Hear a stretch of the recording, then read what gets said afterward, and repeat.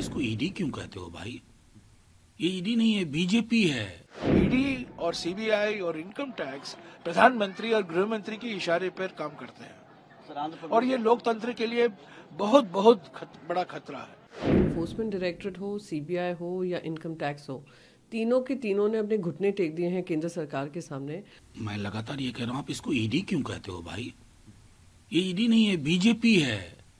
मोदी जी और अमित शाह जी हैं, उनके इशारे पे ही होता है, उनके इरादे पे ही ये अपना इरादा बनाते हैं।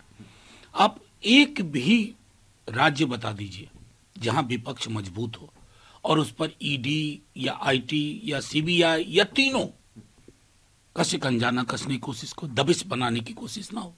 तो मैं तो इस पूरे प्रश्न को ही खारिज करता हूं कि ये ईडी है ना साहब। जैसे आरएसएस इनकी वो संस्था है जिसको कहते हैं सांस्कृतिक संगठन, तो ये इनके आनुषंगिक संगठन है।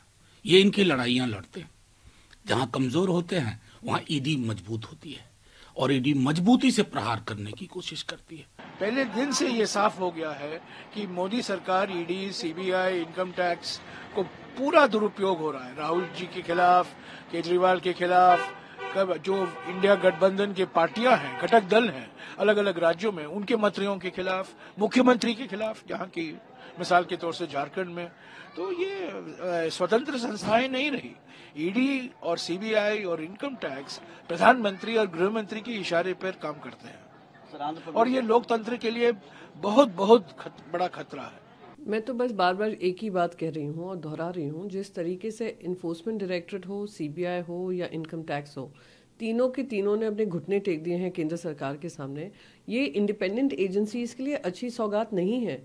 आने वाले समय में अगर आप डिपेंडेंट हो जाते हैं सरकारों पे या पॉलिटिकल राजनीति में आप इंटरफेयर करने लगते हो, तो ये देश के लिए हानिकारक है। इंडिपेंडेंट एजेंसीज अगर घुटने टेक दें तो जो भी केंद्र सरकार कर रही है, ये केंद्र सरकार का स्पॉन्सर्ड कार्यक्रम है और अरविंद केजरीवाल जी हों, हेमंत सोरेन जी हों, तेजस्वी यादव जी हों, महाराष्ट्र में हमने देखा किस तरीके से संजय राउत जी को अरेस्ट करने का काम किया गया था। संजय राउत जी की जो बेल हुई थी उसमें क्लियरली ये लिखा था कि एक सिविल केस को क्रिमिनल बनाने का काम हुआ है, और वो भी क्योंकि उनकी पॉलिटिक्स केंद्र सरकार के खिलाफ है।